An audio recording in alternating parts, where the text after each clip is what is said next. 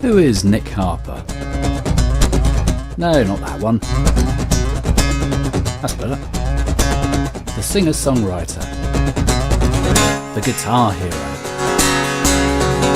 The record breaker and fundraiser. The daft article. And all-round good egg. Nick Harper. But hang on a minute, we're getting ahead of ourselves a bit here. Nick first picked up the ukulele at the age of 2. In the country there are stinging nettles. They grow as big as my dad and they sting like mad. With early appearances on stage, Nick swiftly honed his guitar techniques, some of which he still uses to this very day. He made his recording debut on his father's 1985 album, Whatever Happened to Jugular. In the early 90s, Nick started touring with Roy.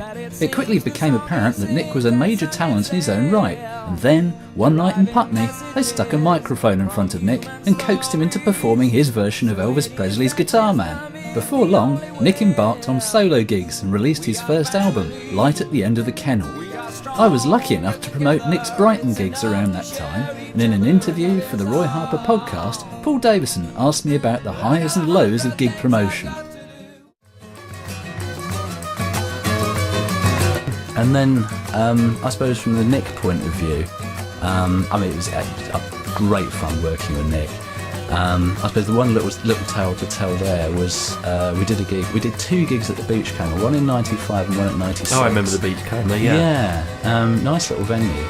And the 96 one, the one before had been fine, and Nick turned up the night before, so in the wee hours, but actually probably about 2 in the morning, and we spent the day together, and it was lovely. We got down there at 4 o'clock and wandered in to do the sound check. No stage. What, literally? Yeah. They'd taken the stage out. They decorated. This was just before the sort of the transition into what then became the Honey Club. Where the bright young things go to throw shapes in the Church of Dance these days. And yeah, no stage. I thought, oh no, and that was a low, I tell you. I mean, if ever there was a low. Anyway, Nick went off for a walk, and I thought, oh, what am I going to do? Yeah. And about 5 minutes later, just from up the way, and there were a load of builders working on the new beach deck.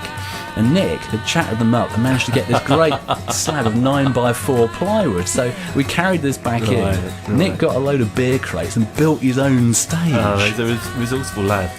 Fantastic. Absolutely fantastic.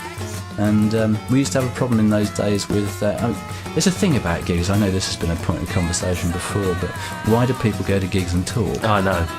Bugs the hell out of me. It really does. And I was talking to you about this, and you came up with an idea. Do you remember? Yes. STFU during the performance. So I think that from the Jazz Cafe. That's actually. right. Yeah. So I put all these signs up around the venue saying STFU during the performance. And Nick had obviously clocked this, and he came on and he said, "See all those signs?" He says, "Right, start throwing frilly underwear then." But yeah, that was a great gig. That was a great gig.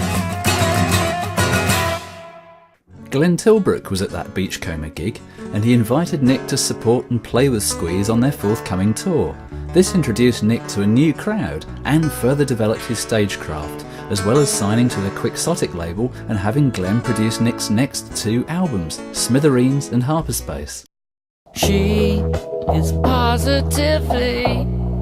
Sadly, Nick lost his mother to cancer, and a call from Mike Peters of Welsh band The Alarm led to Nick's involvement with the Love, Hope, Strength Foundation, a cancer charity providing a global support network for cancer survivors. Nick joined the Everest Rocks trek, which culminated in them playing the highest ever recorded gig just above Everest Base Camp, and raising funds for the foundation in the process. Give me love, hope and strength. Give me love, hope and strength to carry on. Give me love, hope and strength. Give me love, hope and strength to carry on. Nick also released Blue Sky Thinking as a single, and it went to #1 in the iTunes chart, with all proceeds from the downloads going to the Love, Hope, Strength Foundation.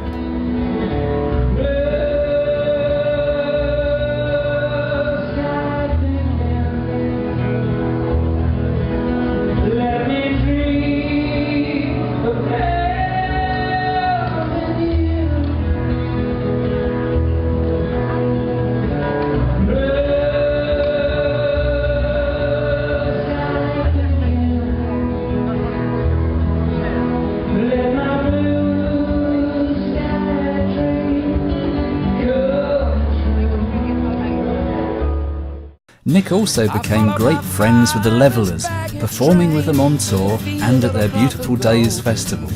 When the Levs played their 20th anniversary gig at the Royal Albert Hall in 2008, they invited him to open the show.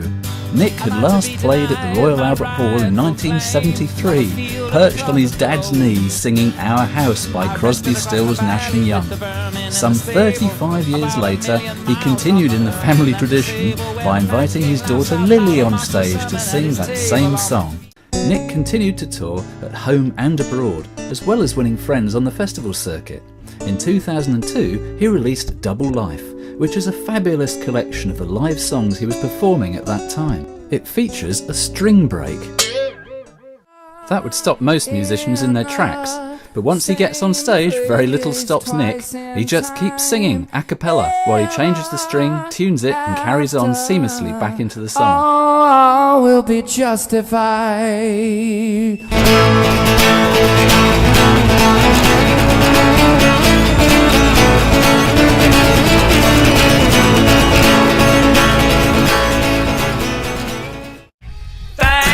With his jaw-dropping guitar technique, high-voltage craziness, walkabouts among the crowd, and occasionally serenading not so much at the table as on it.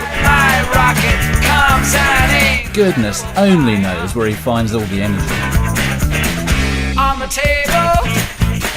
With the DVD, Love Is Music, filmmaker Mike Last provides an insight into the roots, influences and songs of Nick Harper.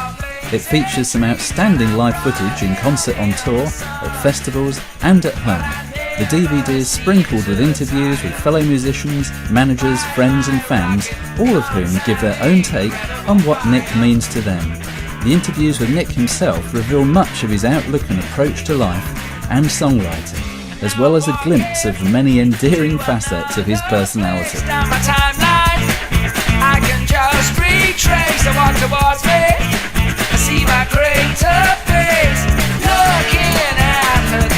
You can also check out Nick's CD back catalogue by visiting the shop at www.harperspace.com.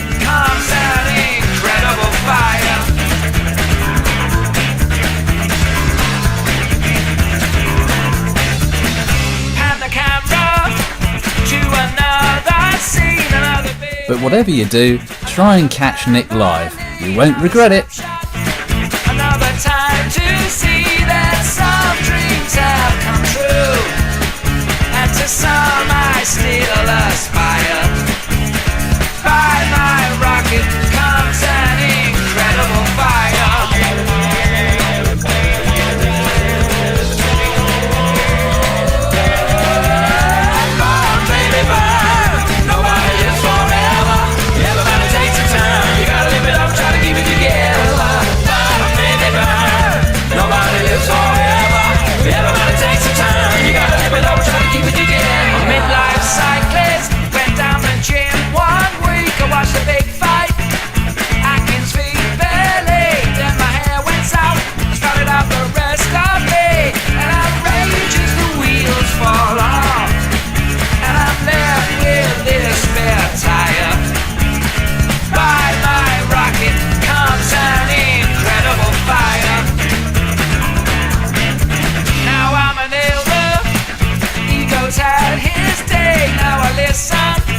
Fools like me hold sway, it's still funny, just like yesterday.